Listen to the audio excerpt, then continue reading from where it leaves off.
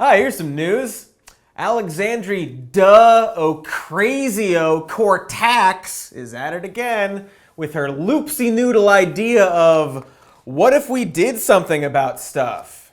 Indeed, everyone can't seem to shut the fuck up about this absolute treasure slash monster. And what is it about her? Many theories out there. Some say it's because of the stuff she says, while others suggest it's because of the stuff she says. Some say she doesn't matter, and they don't care about her, despite tweeting about her 30 times a day. Some people, the president specifically, when asked about her, says, "Who cares?"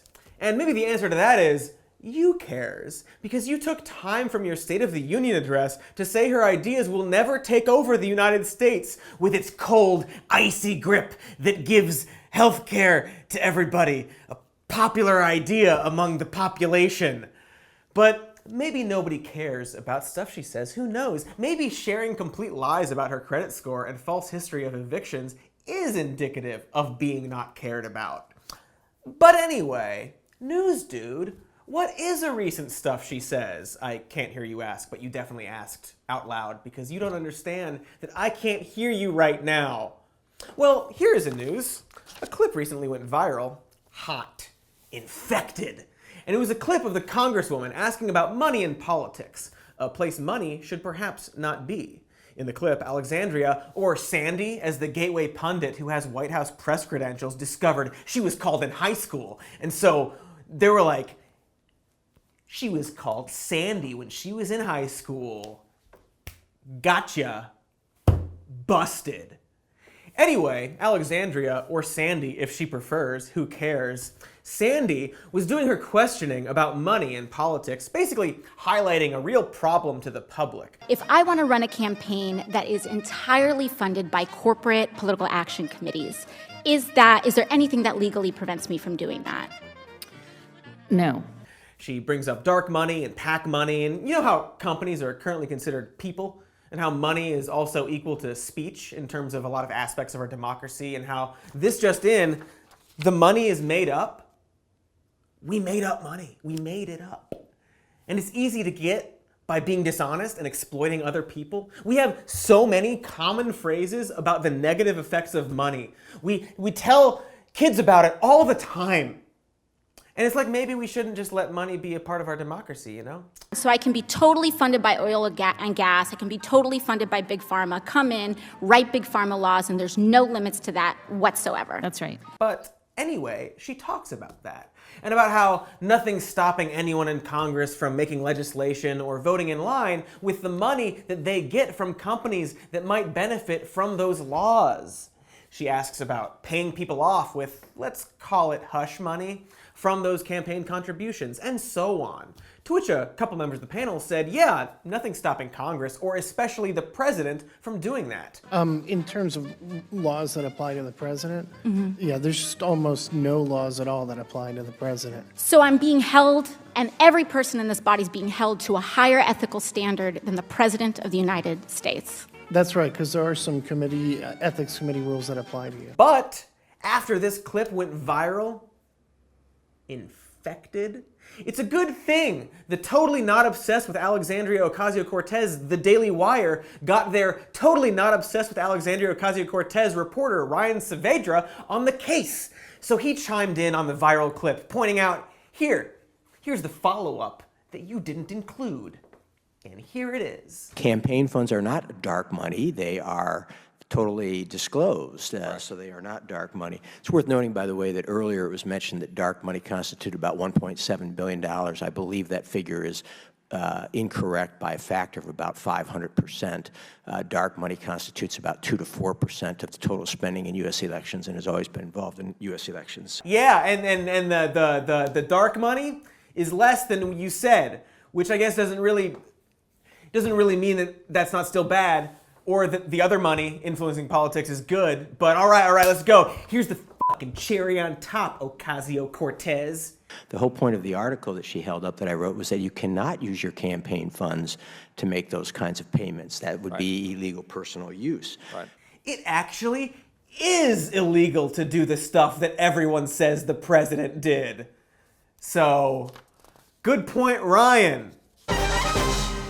Speaking of President Donald J. Trump, seen here being, well, if you're obsessed with Ocasio Cortez, and if you think that she's just dumb, doesn't know what she's talking about, and she makes all these gaffes, but she's good at social media, and this young woman is surely the left's version of the lifetime con man and cheater and liar and racist and alleged rapist, and very ignorant and also dumb and also incurious and also a liar again, and spiteful, vicious fellow who is the president. Well, if you think these people are the same or are in any way comparable, if you think she's dumb and Donald Trump isn't the dumbest motherfucker on the planet, then you're no longer a serious person who can be taken seriously. So it's time to sing to you our no longer being taken seriously lullaby. Do we have time? Dang, sorry. Here's some news.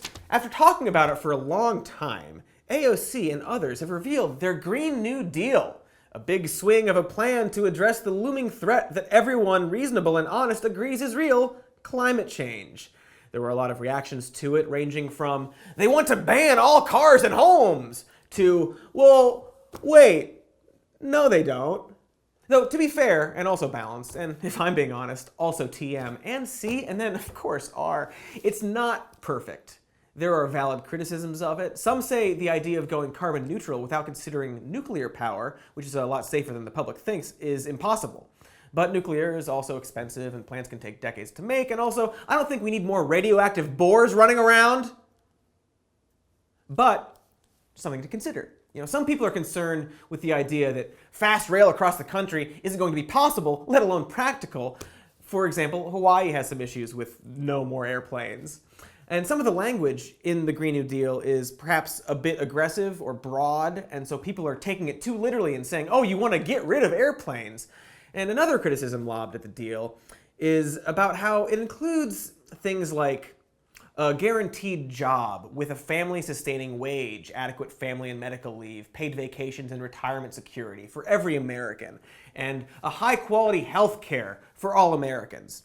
And these are some of the New Deal parts of the Green New Deal, and I think it's fair to say that some of this is just a progressive agenda packaged in a climate change agenda. But it's also important to acknowledge what's coming for us and how much people will struggle. So in addressing climate change, climate and carbon and emissions and infrastructure are all important words, but so are food and water and shelter and widening the safety net during a tumultuous time of transition. It's necessary. But it wouldn't be very fair or balanced or even TM, or dare I say C, or certainly R of me, to not address the following. Why would we ever pay people who are, quote, unwilling to work? We never would, right? And AOC has never said anything like that, right? I think you're referring to some sort of document that some doctored document that somebody other than us has been circulating. This isn't true, and I'm so sorry, but it's not. The guy who's not Tucker Carlson is not telling the truth. There was a meme that went around some right-wing circles that talked about drinking your own pee, and that's true. But the economic security for those unwilling to work was real. It wasn't in the Green New Deal resolution, but it was on the fact page for the Green New Deal. It was sent to NPR. It was an overview. That page has since been removed, but it existed. And you can say it was an exaggeration, or you changed your mind, or it was a mistake, or you think it's good and then put forth your argument. And actually, since this interview, it's been clarified that this was a draft. Obviously, the phrase doesn't appear in the actual resolution, but it wasn't an official thing. But don't say it didn't happen. It did. Also, since we're here, Tucker Carlson can go expletive deleted himself. But I think the most important thing about this Green New Deal is not necessarily what's in it, but that it exists. There are a lot of criticisms with it, and a lot that will change, and heck, maybe they should consult a bunch of climatologists and other experts on what should and could be done. But this is a plan from the newly emerging, well, what if we did something about stuff party? And people want that, specifically in regards to climate change. Unfortunately, one of the two parties has spent decades going from it's not happening to it's a hoax to look, there's snow, so global warming isn't real to okay, maybe it's happening, but it's not our fault to okay, maybe it's happening, but it's not our fault and so we should just sort of ride it out to maybe it's happening and maybe it's our fault, but what are we going to do about it? Something? Heck no. To maybe it's happening, maybe it's our fault a little bit, and look, okay, I guess we'll try to do something a little bit. But the real solution is to roll back regulations to encourage innovation. That's how to do it. But now, there's a message and a name attached to it from a very effective messenger about something the majority of the country agrees on. And there's no putting it away. Lots of people are chiming in about ways to fix the deal, better solutions. So it's going to happen. You can make fun of aspects of it all you want, but it's happening. We're going to do something about this. Speaking of great nations, maybe we could transition some of our insane military budget and technology into the rescue category. Aid, medical care, emergency shelter, and so on. I mean, the president himself said we're pretty done with wars. Great nations do not fight endless wars. Though, to be fair, great nations do endless wars. But great nations don't. Regardless, if we're really pulling out of military conflicts, not Yemen of course, couldn't have that, then maybe we could redirect the Department of Defense from military bases all over the planet to defending its citizens from the growing destruction of the elements. Get ready for, like entire islands losing power and access to water and infrastructure due to a storm. It's a lot though, things cost money. A thing we made up. So who's gonna pay for any of this? Mexico? American billionaires? Oh, here's some more news. Because it turned out anybody can be president was proven so very true. Well, now everybody's trying to be the president. Most recently, Starbucks CEO Howard Schultz. And he's a guy, and he has billions of dollars because he was one of the people who was like, what if coffee? And now he has billions of dollars and coffee that somehow makes people mad every Christmas. And anyway, he's going to run for president pretty much because of he don't want his taxes go up. At least that's why he's not running as a Democrat. He's deciding to run as an independent, a third party. Because this just in, surely that'll work this time. But he also said that he had to be honest, he doesn't agree with folks like AOC and the Dems who want to raise taxes to what they were for decades ago. Around the time that we want it to be great again, the great again times. So actually maybe great again meant something else to a lot of these people. Well, regardless, Schultz says he's running because he doesn't think the majority of the country wants these higher taxes on billionaires. Or, sorry, as Schultz points out, billionaire is such a nasty word. So maybe we should call them people of wealth. He actually said that. Because he's an honest guy. He thinks it would be disingenuous to run as a Democrat when he doesn't agree with the specific policy of taxing people of wealth, something he says most Americans also don't agree with. Now, I would argue that it's actually disingenuous to say that the majority of Americans don't agree with specifically the one thing that he's talking about, the tax thing. I might argue that because it's true. But I'm not arguing with Howard Schultz. I will never meet Howard Schultz. And if I did, I'd probably just be like, hey, Howie, please give me a little bit of your lots of money, please, so I can make more content sympathetic towards taxing your billions of dollars more. But if anyone else gets the chance, don't ask him for money. He probably won't respond well to that. But maybe be like, hey, man, that's not true. The majority of Americans are like, yeah, yes, to the thing that scares you so much. You're thinking about running for president. But of course, Howard Schultz doesn't think he's going to win the presidency. He's the one third-party candidate who will do it. Of course he doesn't think so. I would posit that if he runs, it'll be because he would rather Donald Trump be president than someone who's going to raise his taxes. And he knows that. He would run as a Democrat if he wanted higher taxes. So like, if you're a Democrat and you would vote for a Democrat, but you don't want your taxes raised, you'd vote for him. Howard Schultz. Also, in regards to Medicare for All, an overwhelmingly popular idea on account of a civilized society takes care of its sick. In regards to Medicare for All and how it would abolish the private insurance industry, Howie, the Schultz man Schultz of Starbucks, said, "That's not correct. That's not American. What's next? What industry are we going to abolish next? The coffee industry?"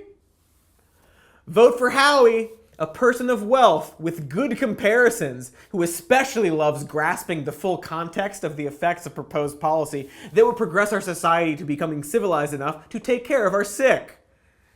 This concludes our news segment. Howie Schultz, go away. Part 1, attack of the don't run for president. You silly dang old, person of wealth. This just in, the tip. Meaning like, here's a hot tip, I got a scoop. But also the tip of a penis. Because here's that news I mentioned. Jeff Bezos, the richest person on the planet, because he came up with the idea of a bookstore, but online, recently released a real doozy of an open letter explaining that the National Enquirer, famous for, take your pick. I'm actually not even going to look up an example and be specific. I'm just going to assume that after filming this, I'll have no trouble finding nonsense National Enquirer stories to put up on the screen for you, despite what the president may have to say about the quality of their reporting. Maybe because the president has an ongoing and beneficial relationship with the tabloid, which has a reputation for extorting people, maybe some other reason. So the National Enquirer apparently contacted Jeff Bezos, seen here with his new wife, and basically said, "So hey man, look, we know you're looking into how we got our hands on all those private messages between you and your mistress. A shady act on our part that it makes perfect sense you'd look into.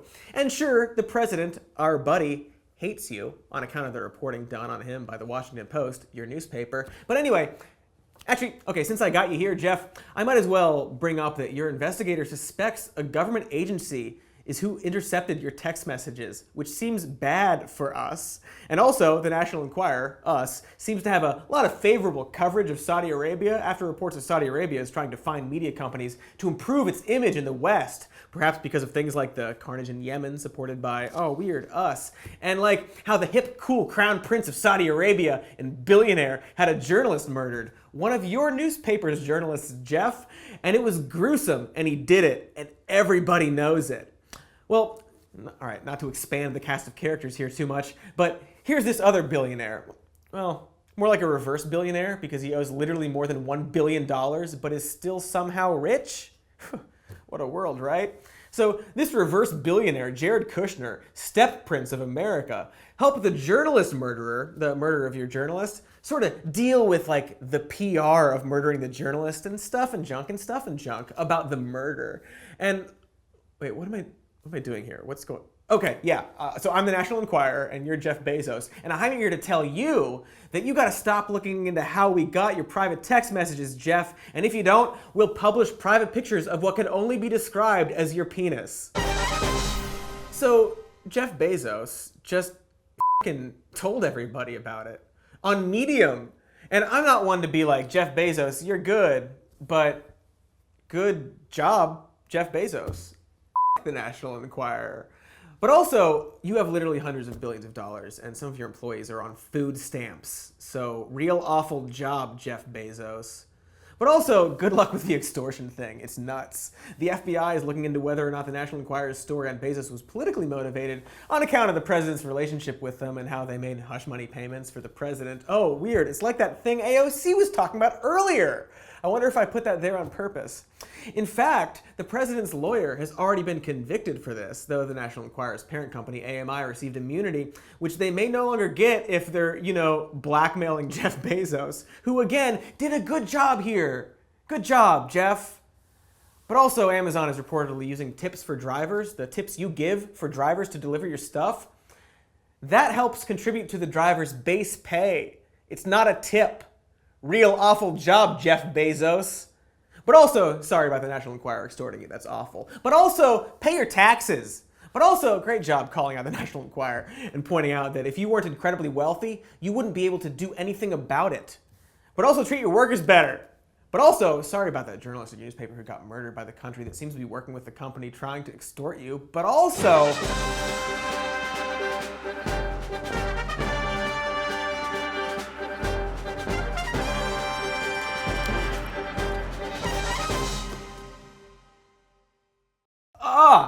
Hey! It's the end of the video. Thanks for sticking around. We've got a patreon.com/somemore news if you want to support us, and a podcast called Even More News. Check out all the links to all the stuff. Click like and subscribe and comment and anything else I can't think of that you should do on YouTube that you already know about because it's not your first day on YouTube. If it is, I've got some ideas for you. Check out, it's called Chocolate Rain. It's funny.